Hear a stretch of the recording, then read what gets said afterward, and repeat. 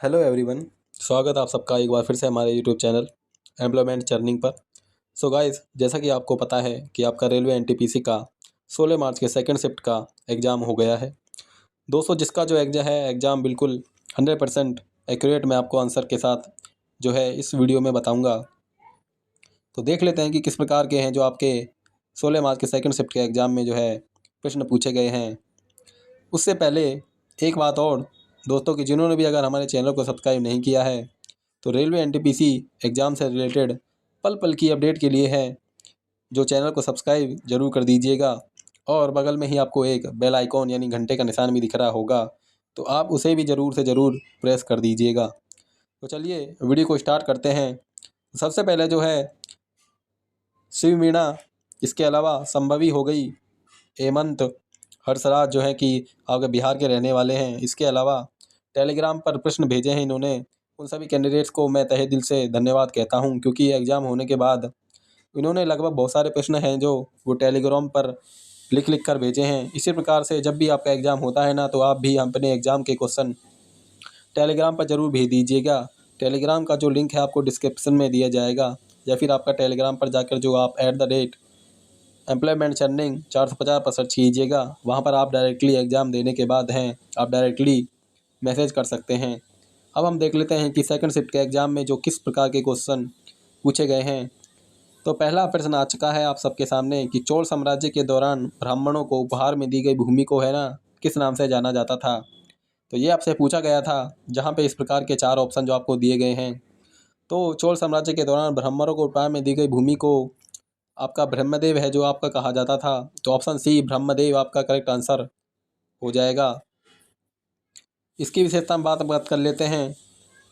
तो देखिए, ये जो आपका भूमि है ना, ये आपके आमतौर पर जो कर्म से है जो आपका मुक्त होता था। और उद्देश्य की बात कर लेते तो आपका मुख्य रूप से है ना वेदों के अध्ययन, धार्मिक अनुष्ठान और ब्राह्मणों के निवास के लिए है ना आपको दिया जाता था।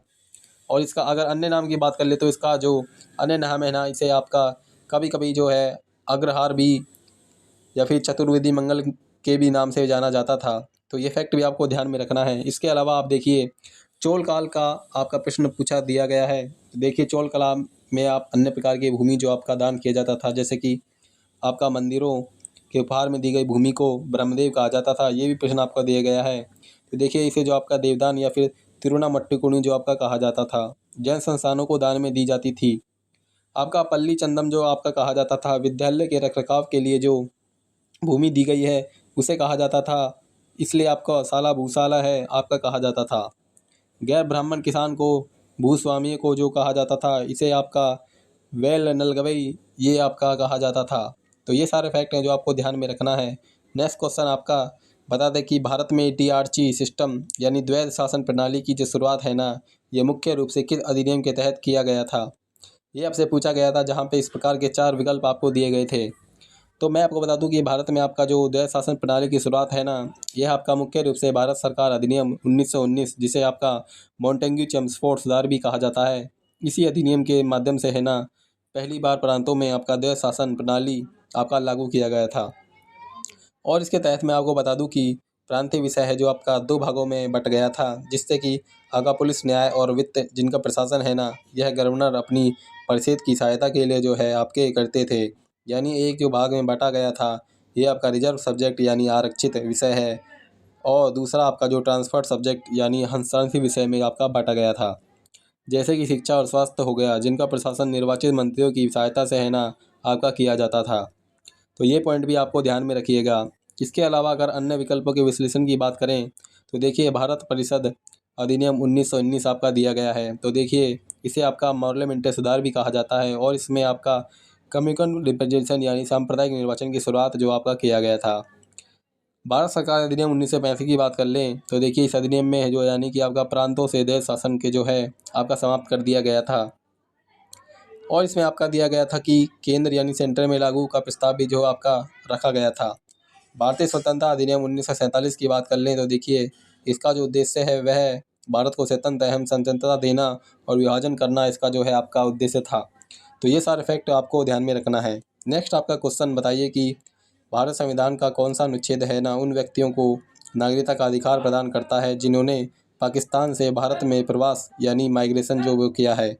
जहाँ पे इस प्रकार के 4 विकल्प हैं आपके दिए गए थे। इसलिए मैं आपको बता दूं कि भारतीय संविधान का अनुच्छेद 6 यानी आर्टिकल 6 है ना, जो उन लोगों को नागरिकता से संबंधित है जो पाकिस्तान से भारत आए थे।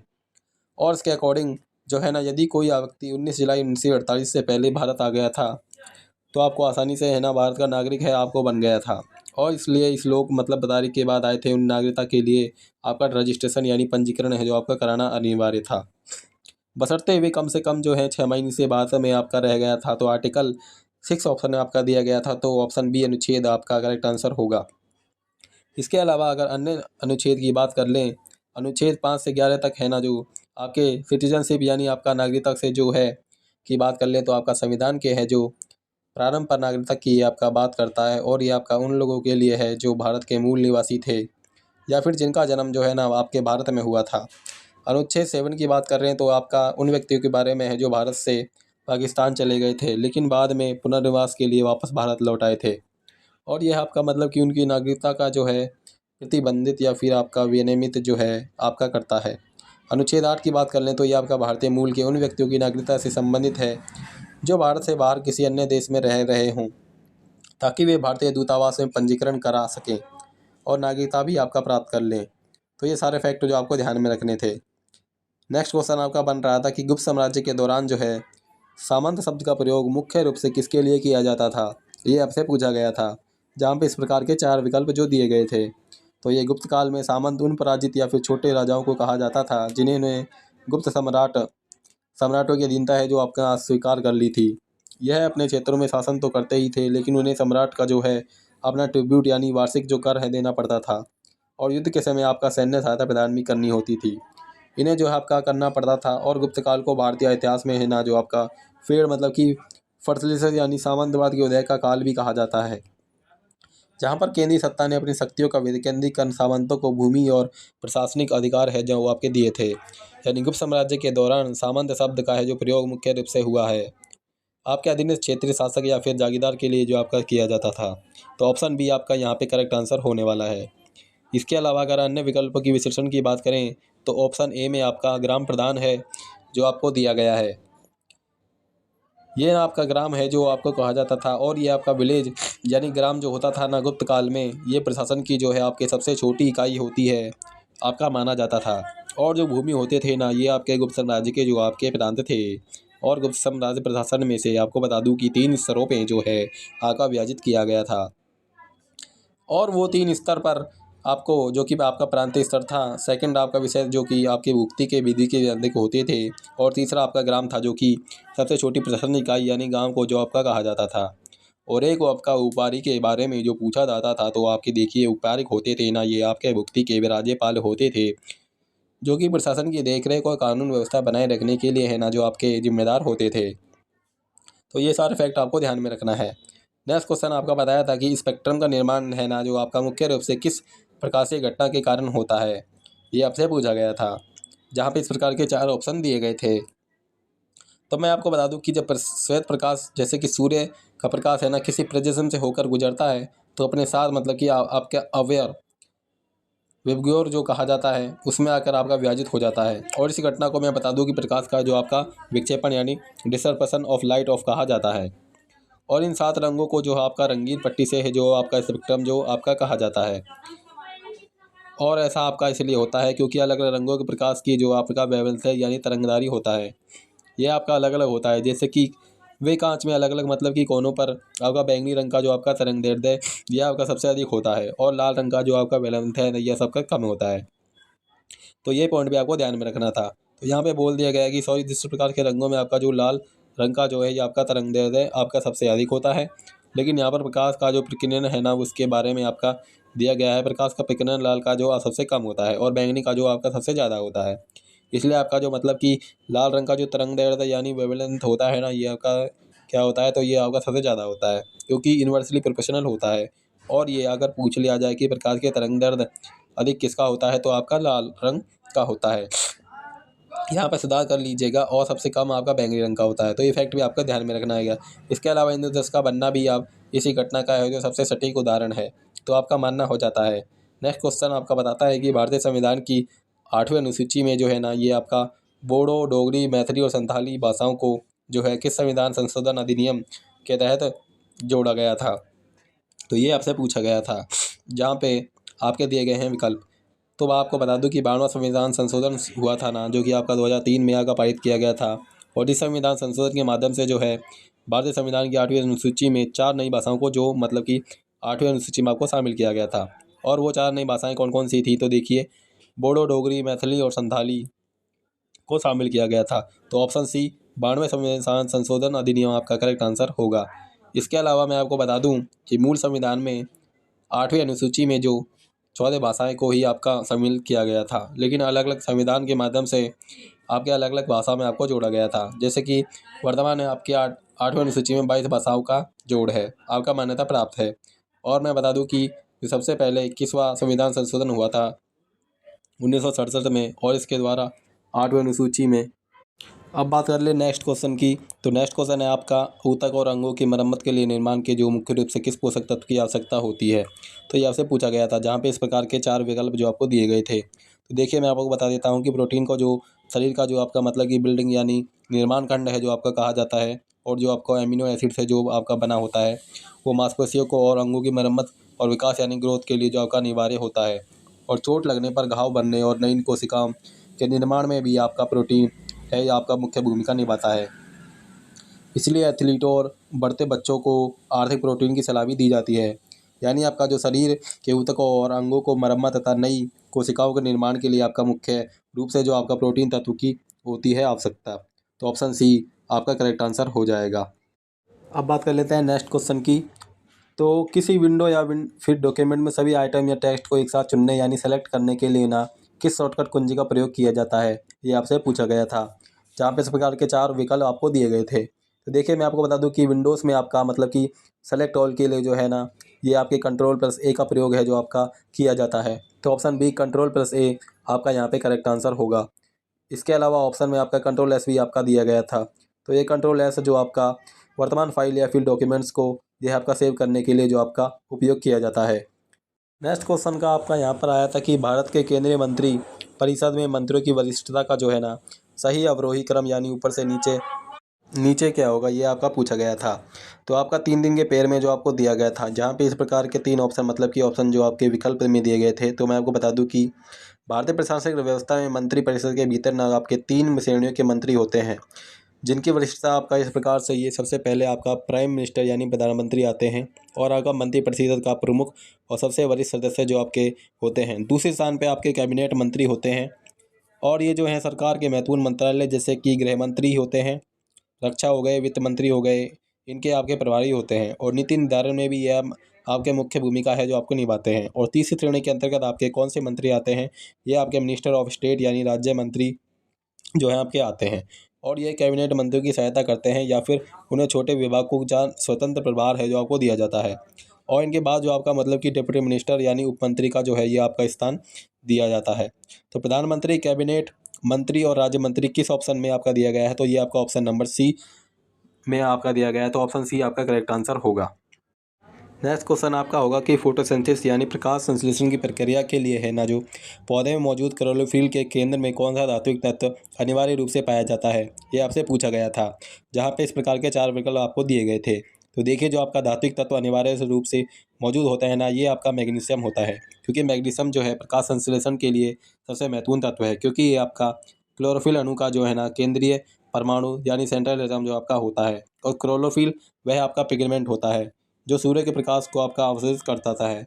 और यदि पौधे को पर्याप्त मैग्नीशियम नहीं मिलता तो वे क्लोरोफिल भी है जो आपके नहीं बना पाता, जिससे पत्तियां जो आपकी पीली पड़ जाती हैं। यानी इसी स्थिति को ही यह आपका क्लोरोसिस है जो आपका कहा जाता है। और प्रकाश संश्लेषण की क्रिया भी जो है होती है, यह आपका रुक जाता है। तो आपका मतलब कि धात्विक तत्व है जो अनिवार्य रूप से पाया जाता है, आपका मैग्नीशियम होने वाला है। तो ऑप्शन बी मैग्नीशियम आपका करेक्ट आंसर होगा। नेक्स्ट क्वेश्चन आपका हमारा कि 2001 से 2011 की जनगणना के मध्य भारत में पुरुष और महिला साक्षरता दर के बीच का जो अंतर है ना यानी गैप है जो आपका क्या रहा था, जहाँ पे सब प्रकार के 4 ऑप्शन आपको दिए गए थे। तो देखिए, मैं आपको बता दूं कि 2001 से 2011 के जनगणना के मध्य है ना भारत में पुरुष और महिला साक्षरता दर के बीच का जो अंतर है यह आपका घट गया था। घट गया था कैसे? तो देखिए 2001 में भारत का जो कुल साक्षरता दर है ना ये 64.83% था जो आपका रहा था, जिससे पुरुष साक्षरता दर आपका 75.85% रहा था। महिला साक्षरता दर यानी महिला जो लिटरेसी रेट है ये आपका 54.16% रहा था, जो कि आपका 2001 में बढ़कर है ना आपका ओवरऑल हो गया था 74.054%। जहाँ पर पुरुष साक्षरता दर 2011 की जनगणना में 82.14% रहा था और महिला का जो साक्षरता दर है ये आपका 65.46 जो आपको देखने को मिला था। और अंतर की तुलना की बात कर ले तो देखिए पुरुष और महिला साक्षरता अंतर 2011 में आपका जो है 2001 में 21.69% आपका मतलब कि इस अंतर में जो आपका देखने को मिला था।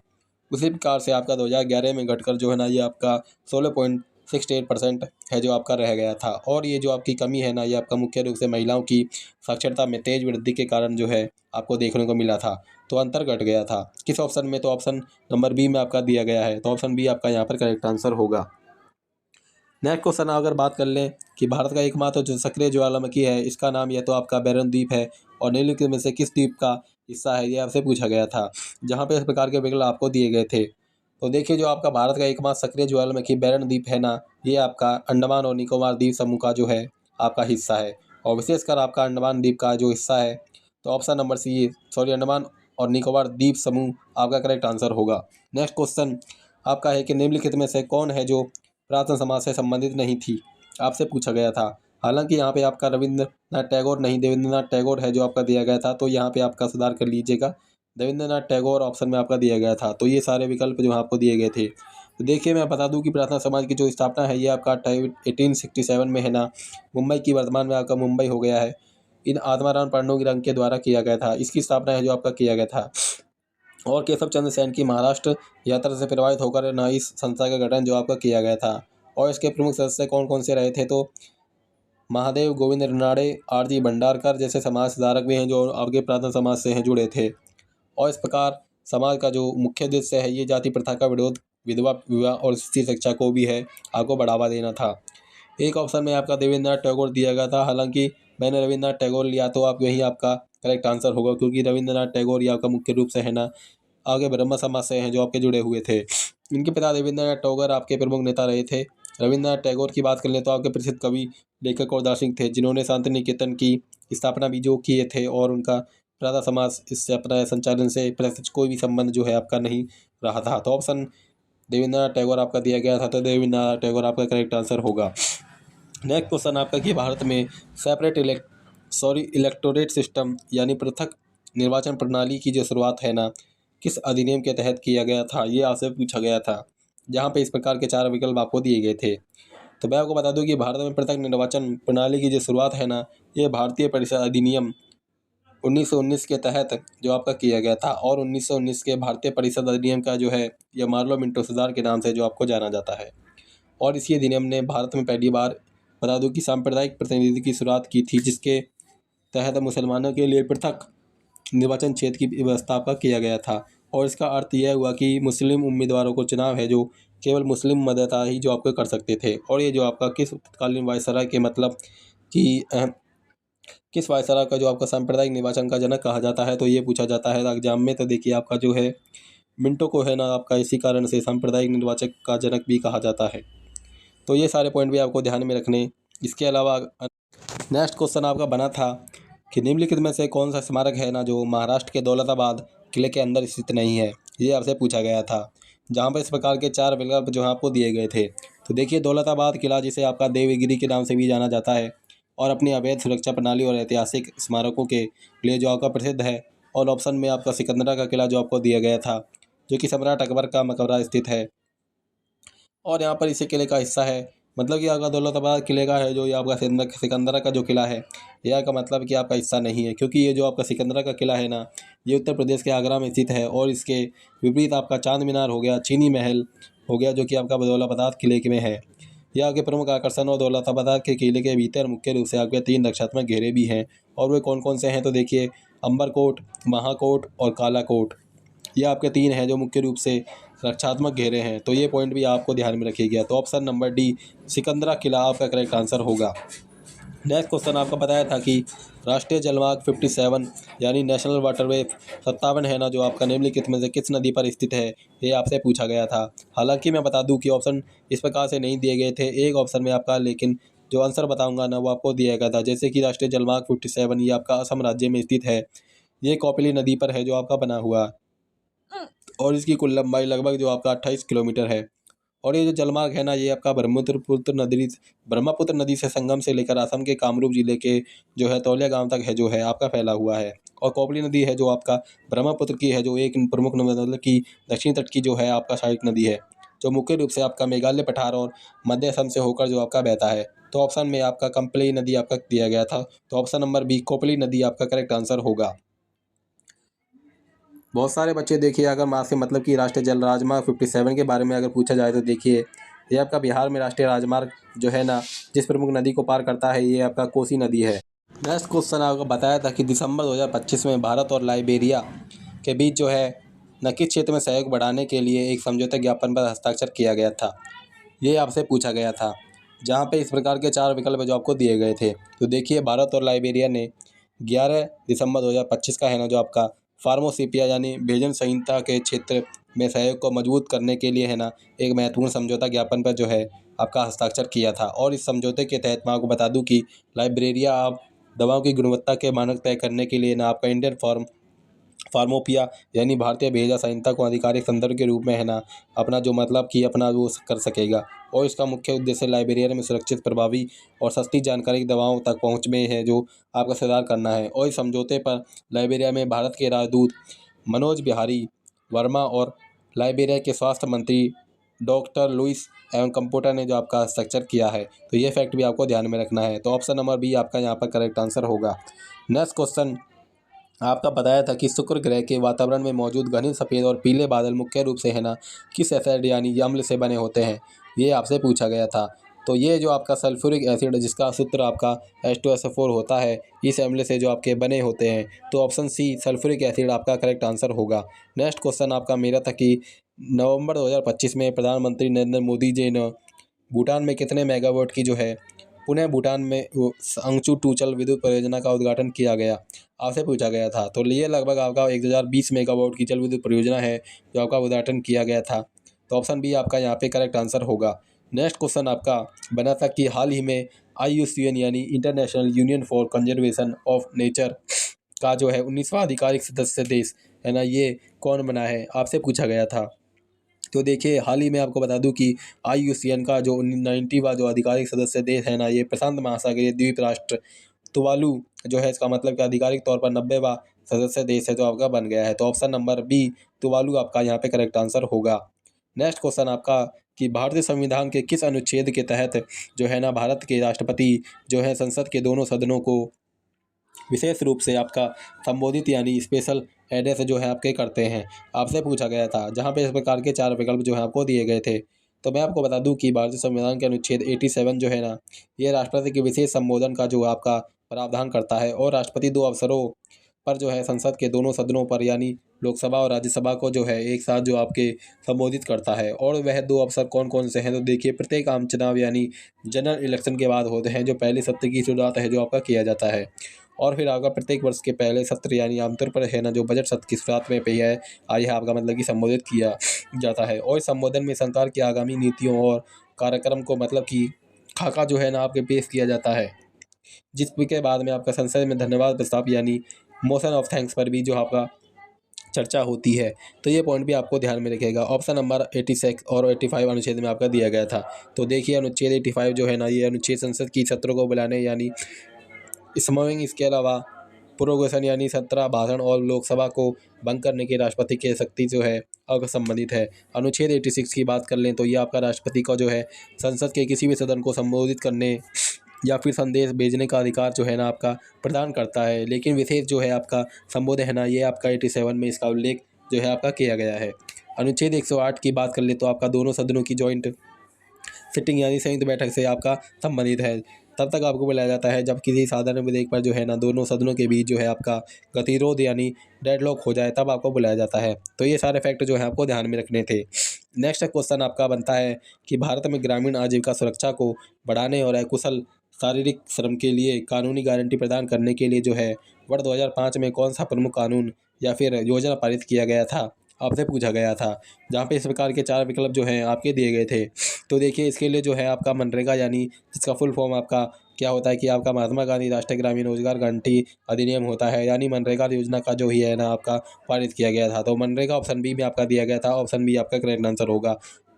नेक्स्ट क्वेश्चन आपका कि 2023 में भारी बारिश और बाढ़ के कारण है ना जो किस राज्य में एक प्रमुख पन बिजली परियोजना पूरी तरह से नष्ट हो गया था, ये आपसे पूछा गया था, जहाँ पे इस प्रकार के 4 विकल्प जो आपको दिए गए थे। तो देखिए 2023 में भारी बारिश और बाढ़ के कारण है ना जो सिक्किम राज्य में एक प्रमुख वन बिजली परियोजना पूरी तरह से आपका नष्ट हो गया था, और इस परियोजना का नाम क्या था आपका तिस्ता 3 जल विद्युत परियोजना, जो कि लगभग 1200 मेगावाट की क्षमता वाली सिक्किम के जो आपका सबसे बड़ी परियोजना भी है तो आपका रहा था। और इसके कारण से ये देखिए अक्टूबर 2023 में दक्षिण लोहनो के झील में जो है नाव का फटने से आपका तिस्ता नदी में अचानक जो आपका विनाशकारी बाढ़ है जो आपका आ गया था। और प्रभाव क्या रहा था, तो देखिए इस बाढ़ ने आपका चुथांग बांध को जो है आपका पूरी तरह से आपको तबाह कर दिया था। तो ये पॉइंट भी आपको ध्यान में रखना है।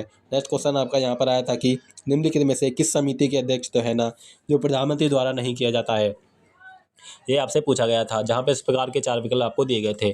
तो मैं आपको बता दूं कि अधिकांश मंत्रिमंडल समितियों की जो है अध्यक्षता ये आपके मतलब कि प्रधानमंत्री ही जो करते हैं।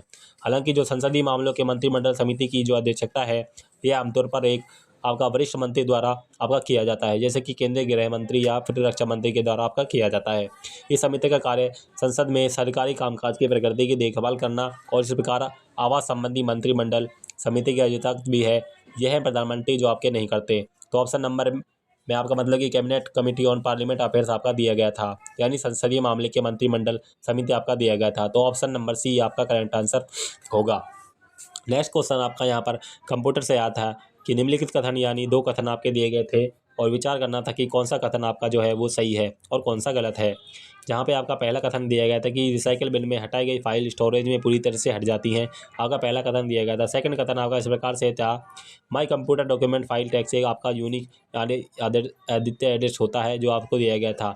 2 स्टेटमेंट्स प्रकार के जो है आपको बता दूं कि 4 ऑप्शन जो है आपके दिए गए थे। तो देखिए सबसे पहले कथन की बात कर ले कि पहले कथन की बात कर ले तो आपका गलत है, क्योंकि जब किसी फाइल को जो है ना डिलीट करते हैं तो वो आपका रिसाइकिल बिन में तो जाता है, वह आपका स्टोरेज से डिलीट नहीं होता है, वह अभी भी आपका मतलब कि हार्ड ड्राइव पर है, जो यह जगह है तो आपका घेरे रहता है और फाइल पूरी तरह से आपका डिलीट नहीं होता है। जब आप इम्पटी रिसाइकिल बिन करते हैं तो फिर आपका शिफ्ट प्लस डिलीट अगर आप बात कर ले कि शॉर्टकट कुंजी का प्रयोग करते हैं तब आपका फाइल जो है पूरी तरह से जो आपका डिलीट हो जाता है, ऐसे आपका नहीं होता। वह तो पहले वाले विकल्प वाला तो गलत हो जाएगा। दूसरा विकल्प जो आपका सही दिया गया है, क्योंकि किसी फाइल का जो आपका पार्ट है आपका C users admin documents file text जो है आपका एक मतलब कि यूनिक एड्रेस होता है और एक ही फोल्डर के अंदर एक ही नाम और मतलब कि एसेंटन वाली 2 फाइलें जो है आपका नहीं हो सकती, और ये उस फाइल की जो है सटीक लोकेशन का जो आपका बताता है, यानी दूसरा कथन आपका सही दिया गया है। तो पहला कथन आपका असत्य है यानी गलत है यानी फॉल्स है, और दूसरा कथन जो आपका यानी सही है, तो ऑप्शन नंबर डी आपका यहाँ पे करेक्ट आंसर होगा। नेक्स्ट क्वेश्चन आपका था कि नीति आयोग द्वारा जारी पूर्वोत्तर क्षेत्र जिला सतत विकास लक्ष्य सूचकांक 2023-24 के दूसरे संस्करण में जो है ना कौन सा राज्य आपका शीर्ष प्रदर्शन करने वाले जिलों में की संख्या व समग्र सुधार के मामले में पहले स्थान पर रहा गया, आपसे पूछा गया था, जहाँ पे इस प्रकार के 4 विकल्प आपको दिए गए थे। देखिए मैं आपको बता दूं कि नीति आयोग द्वारा जुलाई 2025 में आपका NIR जिला SDG सूचकांक 2023-24 के द्वारा संस्करण में ये आपका मिजोरम राज्य का जो प्रदर्शन है ये आपका सबसे शानदार रहा। मिजोरम का जो है आपका हथियातियाल जो है जिला है ये आपका 81.43 के उच्चतम स्कोर के साथ जो है पूरे पूर्वोत्तर क्षेत्र में आपके पहले स्थान में है आपका रहा है। तो ऑप्शन में आपका मिजोरम मतलब कि हरियाणा जो है आपका दिया गया था, तो ऑप्शन सी मिजोरम आपका राज्य करेक्ट आंसर होगा।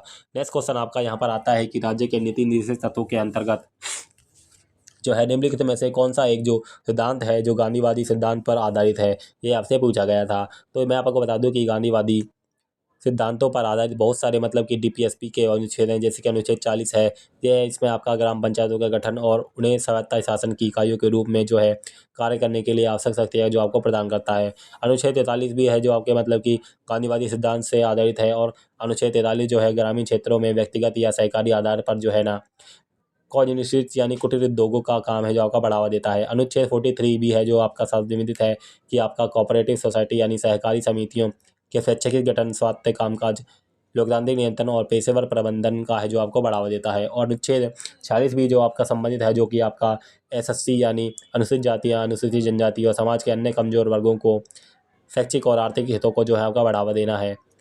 अनुच्छेद 47 भी आपका संबंधित है, जैसे कि आपका नशीले पेय पदार्थ, शराब और स्वास्थ्य के लिए हानिकारी नशीली दवाओं के सेवन पर है ना जो आपका प्रतिबंध जो है आपका लगता है। इसके अलावा अनुच्छेद 48 जो आपका गांधीवादी सिद्धांत से आपका संबंधित है, जो कि आपके गायों, बछड़ों और अन्य दुधारू पशुओं के जो है वध पर आपका जो मतलब कि रोक लगाना और उनकी नस्लों में जो आपका सुधार करने से आपका संबंधित है।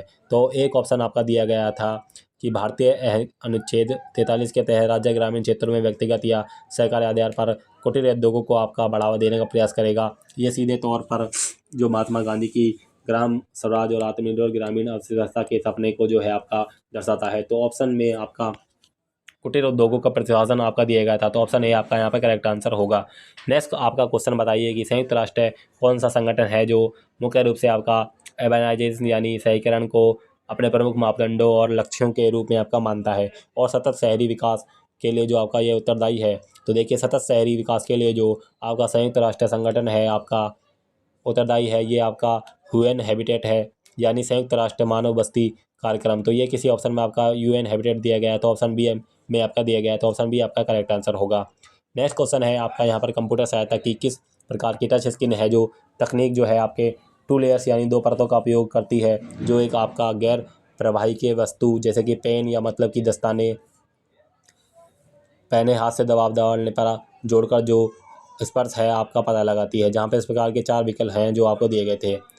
तो देखिए, आपके रजिस्ट्रेटरी जो टच स्क्रीन है ना, ये आपके 2 लचीली परतें इसमें आपके होती हैं, जिन मतलब कि उनके बीच एक छोटा सा गैप होता है। बाहरी परतें हैं जो आपका नॉन कनेक्टिव यानी अचालक है हो सकता है, जब आप स्क्रीन को दबाते हो ना तो ये दोनों परतें जो हैं उस बिंदु पर आपस में मिलती हैं, जिससे सर्किट जो है आपका पूरा होता है और टच रजिस्टर भी आपका मतलब कि होता है। इसलिए इसे पेन, नाखून या दस्ताने पहनकर भी जो है आपका चलाया जा सकता है। तो ऑप्शन में आपका रजिस्ट्रेटिव टच स्क्रीन आपका दिया गया था, तो ऑप्शन बी रजिस्ट्रेटिव टच स्क्रीन आपका करेक्ट आंसर होगा। तो देखिए, इतने क्वेश्चन जो है आज मुझे बच्चों के द्वारा मिले जो आपकी 100% रियल और ऑथेंटिक। इस प्रकार जब भी आपका एग्जाम होता है तो टेलीग्राम पर क्वेश्चन भेज दीजिएगा।